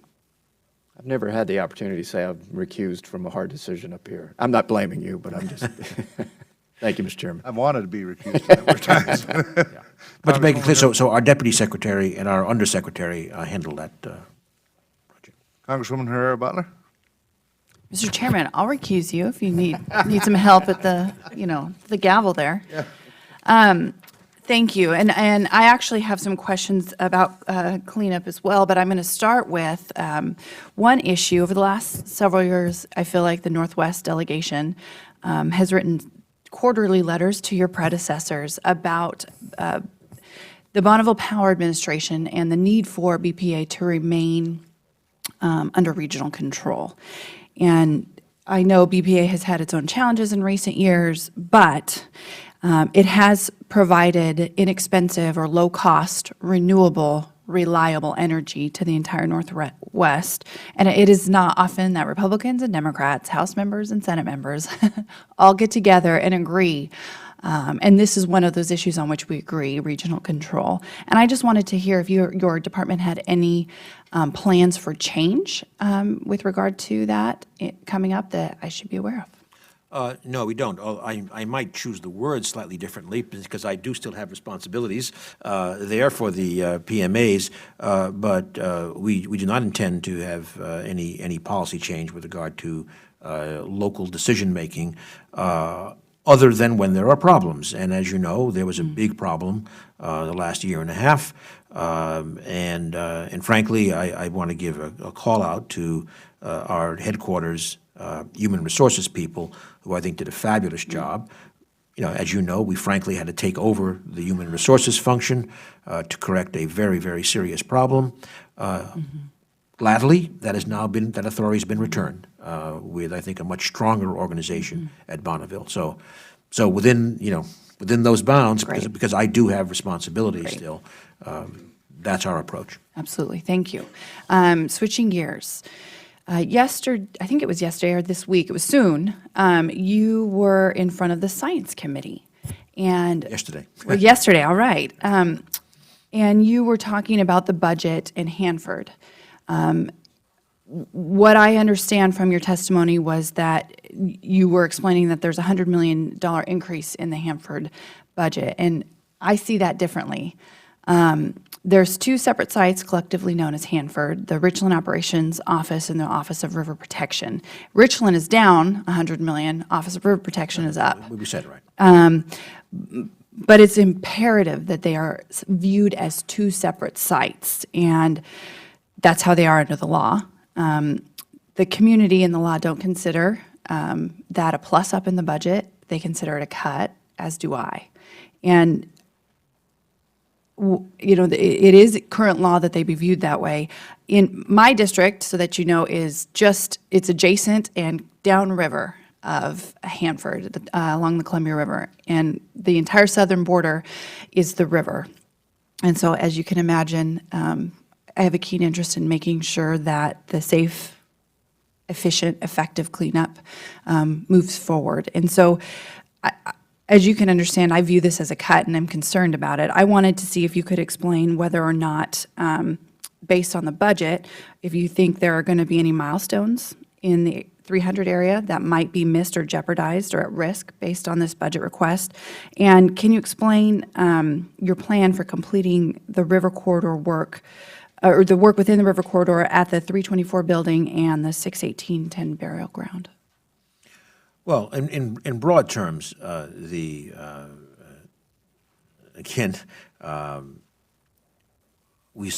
of all, obviously, I certainly agree with the facts.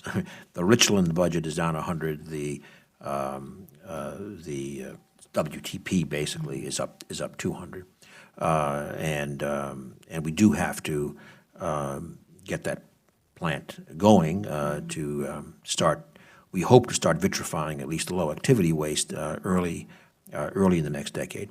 With regard to Richland, however, we feel that it actually is a strong budget. There have been projects completed or just about to complete, including what was until recently viewed as the highest risk project, the plutonium finishing plant, is getting down to slab. And with regard to the river corridor, as you know, there's been tremendous progress, and in fact, reopening much of that corridor now to society to utilize. So we are not walking away from. We're going to keep, by the way, full, pumping chromium in the plateau, et cetera, et cetera. So the Richland budget, I think, it's going to have a strong program, and we'll continue to make progress. There's still. You don't see any risks to lowering that budget? It's not going to cause you to not be able to complete some of the work? Look, I'll be honest, our environmental management budget, we got plenty of other needs that we would be happy to meet within, but the budget constraints are what they are. And obviously,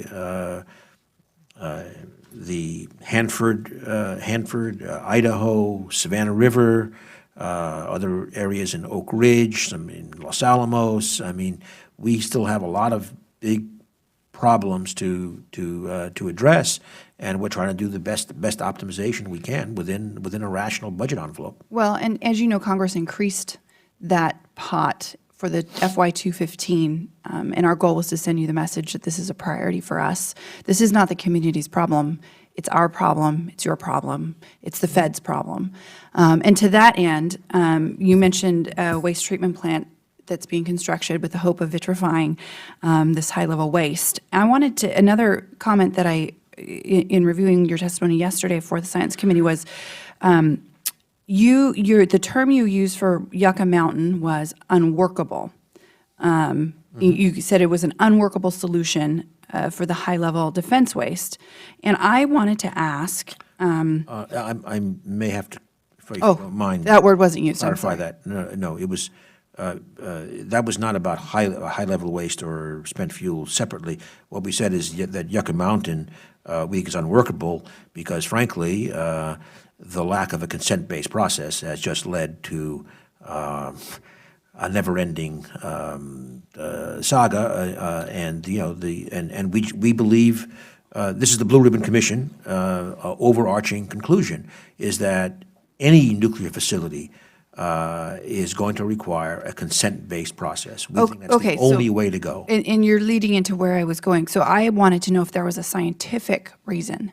What you're sharing is obviously a very real thing. It's a kind of a socio-political barrier or challenge. Is there a scientific reason that it would be unworkable? Well, the NRC recently, in its safety report, the NRC said that it passed its scientific test, to which it added, however, there's no point going forward with it because we don't even have the water and land access that we need, and that goes back again to the lack of a consent-based process. And your role in helping determine that consent-based process, how do you see that? Well, in the budget, we have a $30 million proposal for moving towards waste management solutions. That will include working with communities. By the law, we cannot select another site for anything, for a repository, for a storage facility, you name it. But we can move to set up the consent-based process, see what communities are interested. You may have seen that just, I think it was the beginning of last week, a community with clear support in the state of Texas came forward for they are proposing a rather large storage facility for commercial spent fuel, for example. Well, this is So- defense, I'm interested, this is defense Yeah, on the defense waste Yeah. side. So let me be really specific, and I'll give it back to the chairman because I don't have a ton of time. We're very interested in making sure that Hanford gets cleaned up. Absolutely. We are too. And making sure that there is as current law is, that we utilize the place that it is designed to go to for permanent disposal. And I guess I just want you to be aware of that we're watching it, and we'll want your help and your If I may, I would time. note that, you may want to look at and have your staff look at a report that we published on our website in October. And it's another of the Blue Ribbon Commission recommendations was to do a study looking at the issue of whether we should do defense waste and civilian spent fuel separately rather than together. I think it's a very interesting report. I think it's worth your looking at. We are, frankly, the report said that there are many reasons to think that doing it separately could be better. And I'll give you an example from Hanford that's in the report.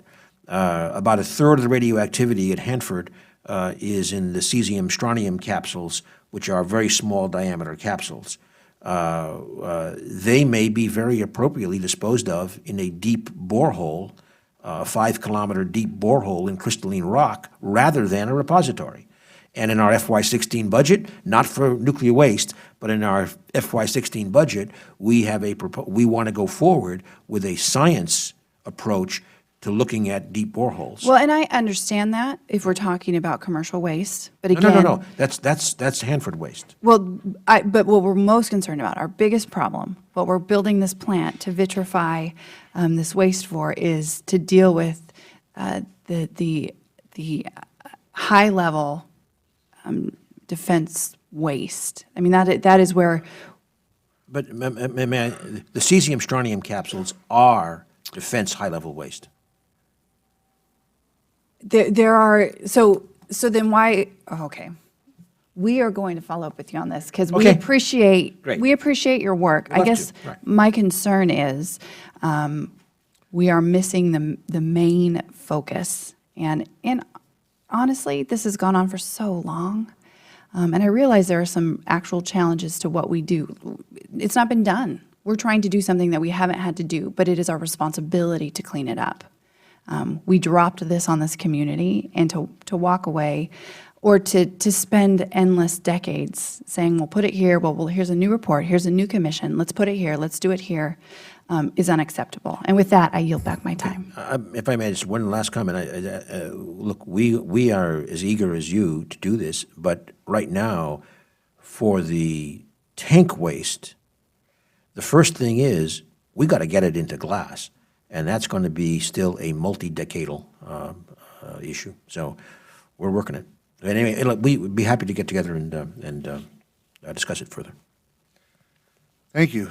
But in all fairness and all consideration, consent-based is in the eye of the beholder. Talk to the local county commissioners around Yucca Mountain. They support it. That's consent-based. So, I mean, you know, it's how you want to define consent-based is an important thing. Secondly, the Blue Ribbon Commission was precluded from looking at Yucca Mountain for anything. So to say that we looked all over and all this kind of stuff and we came up with this plan, and I don't disagree with what you did, and in fact, I support trying to do a pilot program on interim storage, but you were precluded from looking at Yucca Mountain. And so to be fair, let's admit that Yucca Mountain and the decision not to proceed with Yucca Mountain after spending, I don't know how many $1 billion we spent there, was a political decision made by the administration to elect a certain senator. That was the decision that was made politically. Consent-based means consent all along the chain. All along the chain. And Which chain are we talking about? the chain from community to county to state to federal government. Much easier to stop something than to get it done. I will note. WIP wasn't consent-based.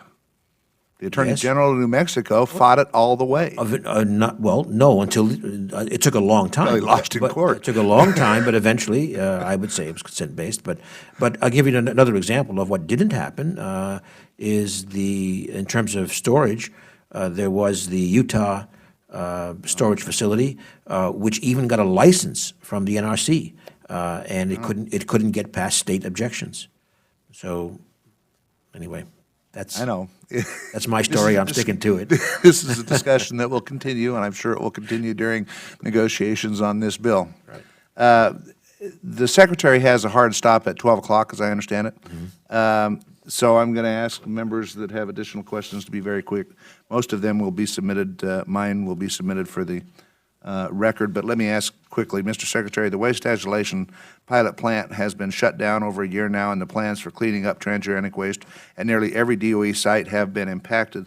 The President's budget request proposes $243 million for WIP, a cut of $77 million from last year's level. While some of this is due to the completion of recovery activities, the request also proposes a cut of $33 million in base operation costs and only provides $30 million to pay for what could be more than $300 million in infrastructure upgrades needed before WIP can be fully operational. Nevertheless, you've set ambitious targets of resuming interim waste emplacement operations by March 2016 and full operations by 2008. Do you believe you'll meet those target dates that you've set for reopening WIP, and do you believe that this budget request will fully support those targets? And why doesn't the budget request include sufficient funds for the infrastructure upgrades? And what will be the impact of proposed cut to base operations at WIP? Well, we think the budget is the one that we need for that program, as you described it, the getting back into 2016 to begin emplacement operations. The issue is that this year we are still going to be and going into 2016, we are still going to be in the design phase of the major ventilation upgrade, which is the long pole in the tent for the full restart.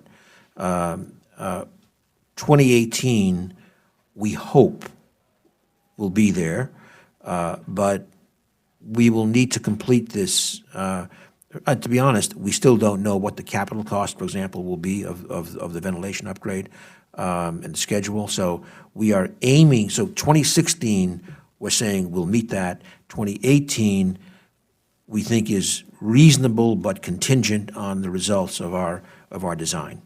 And we're not, part of our project management change is, I don't want to keep throwing out numbers until I know what the damn project is. Yeah.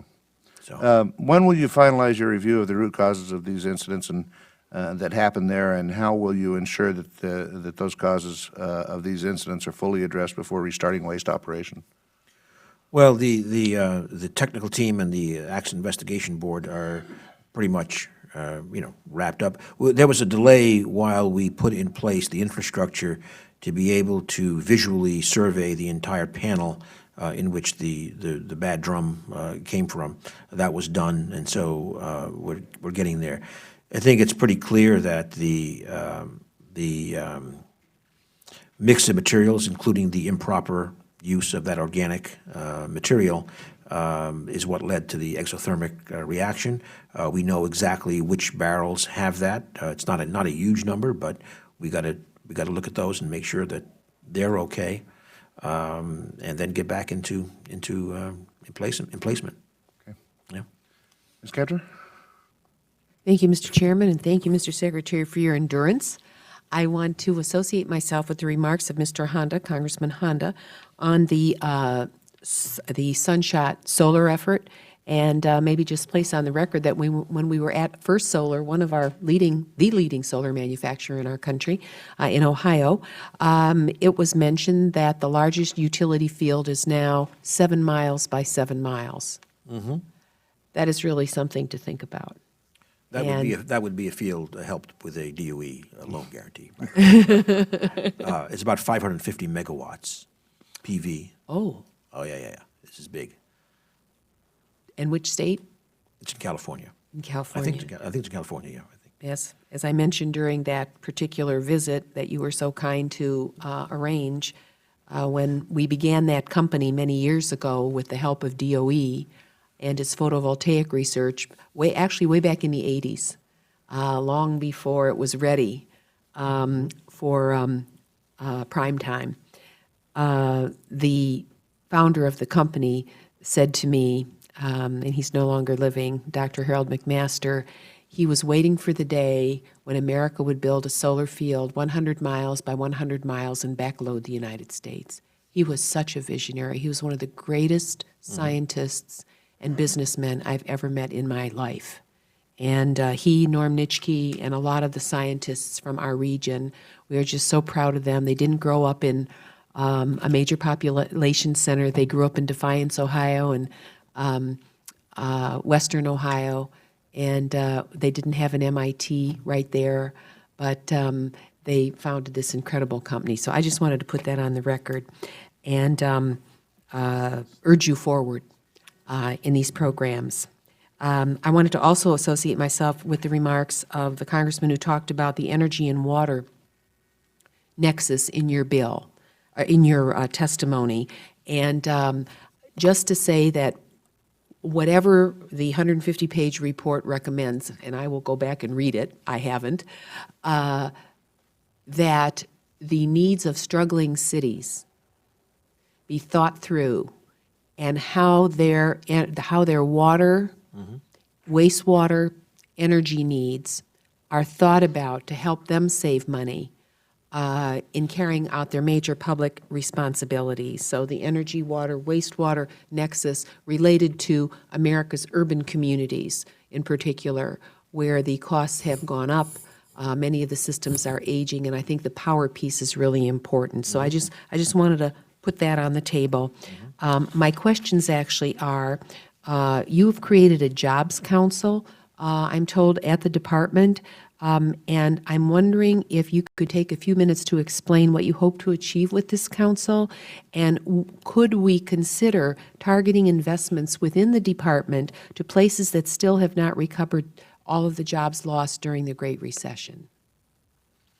Well, the Job Strategy Council is, again, another council, but we're trying to bring together people to make sure we are focused on maximizing the job opportunities from the various things that we are doing. Part of that is, and I should add, we've hired 2 excellent people brought on board as advisors to me. One is a fellow named Dave Foster, who was came out of union background, but was the founding executive director of the Blue Green Alliance, and so this is a lot of training programs. Well, of course, the president has emphasized community colleges. We have a lot of, and are building up a lot of community college programs focused on specific areas. Actually, another this is a little bit to the side, but another program which I think is very interesting is our Minorities in Energy program. We have Women in Clean Energy program and Minorities in Energy program. Try to broaden our demographic, and on the Minorities in Energy, an example of how we are targeting areas that are important to DOE and yet are building up a workforce. Is we had a cybersecurity program we just established, headquartered at Norfolk State University, an historically black college, which already has a cyber program. And so we have a consortium of 13 HBCUs, 2 laboratories, and a high school trying to take care of our cyber workforce in the future. So it's workforce training and jobs. A lot of the jobs, of course, things like the QER, by the way, the Quadrennial Energy Review, when it looks at the needs that we have for rebuilding and building 21st century infrastructure, that's a huge job driver. And so that's another discussion I think maybe we can have over the next few months. I wanted to comment on that, Mr. Secretary, if I could, that the weatherization program that the department funds is one that I have supported. But just in the way that Coca-Cola, reinvented its colors, I think that as we advance that program, maybe that Jobs Council could also include people from the weatherization Yes, it will. effort, because I think we could do so much more. Yes. As these programs are handled through the states, depends if the state is really conscious of what these programs do. They could do so much at the local level, but they're kind of separated. They're not well integrated into the new technologies. They tend to look at it as an insulation program, yet you have new grid, you have new technologies. We have the opportunity to train minorities and women in the building sciences, and I just think that there's a lot more that could happen there, so I appreciate your listening to my comments. I wanted to move to the leveraging the national labs, and I wanted to ask you, can you see a way that some of the assets of the labs could provide benefits to areas of the country where their expertise is sorely needed and where the national labs have no presence, especially, and again, in the manufacturing heartland, where, other than Argonne, and by the way, they have linked to cities in a way that I think is really important. They don't have a lot of resources, but they're thinking about how to retool some of these areas. How do we leverage the labs to provide benefit to those areas of the country where they don't exist? Right. So I think one of the things, and you've made that point strongly, and I think we need to think about ways of I think what the labs are and what they do, we probably haven't made as widely available as we could. So if I take, in our trip last Friday to Ohio, for example, you mentioned this issue of algal blooms in the water, for example. Well, that's a case where our Berkeley laboratory, I know, has some capability. Another area is the discussion of This is what it looked like. Okay, a discussion of revitalization of the downtown Toledo area. Well, that's a case where looking in an integrated way, including with energy needs, we have certainly talent in our labs. I'll give you another example, last example. We put in very modest matching funds, in this case with the state of New Jersey, to design a microgrid that was particularly important for resilience, and they then used that design to go out and get a huge grant, an award from someone else. So from Department of Transportation, in fact. So those are the kinds of things one could do, modest seed funding of design projects that would then have a community or a town or a county or a region available to compete for bigger funds. And Mr. Secretary, you mentioned, and I should have added, and one of our labs did that design together with New Jersey, Sandia in that case. I appreciate your thinking about this. You have many responsibilities, and making your department even more relevant to what happens across our country. I wanted to just say a word about algae, if I could. I showed you the photo of what it looked like in Lake Erie last summer, and we face this challenge again. Have you, or do you have ongoing work? You talk about algae-based feedstocks on page 7 of your testimony. Do you do work in the Great Lakes? Do you know whether all this algae floating around in these harbors and in these lakes, whether there could be a concerted effort by the department to partner with those places that are really facing So I don't daunting believe we have challenge? anything at the moment, but as I said, I know Berkeley Lab has some capabilities to perhaps understand the origin of the problem. Not to, again, it's not to solve the problem, but probably to understand the origin of the problem. I will just take 10 seconds, and I know others want to ask questions, but I have a chip that was given to me by Dr. Gary Anderson out at the Berkeley Labs, and I won't be able to find it, of course. But in any case, it's able to identify 1.7 million strains of DNA that are in water. And we really need this application in our region. What we don't have, I asked him this question, do you have something like this that would help us identify nitrogen and phosphorus, both dissolved and undissolved? And he said, no, but we could. I'm forced to say this because we were the community without water for over 500,000 people for 3 days. So we have to figure this out. And I just mentioned that as being something that the Berkeley, they have been marvelous in trying to help, but some of the science is not in a usable form yet for us to be able to apply. So I thank you very much, Mr. Secretary, and I will have other questions for the record. Thank you. We have about 5 minutes left before the Secretary has to be gone. Ms. Royal Allard?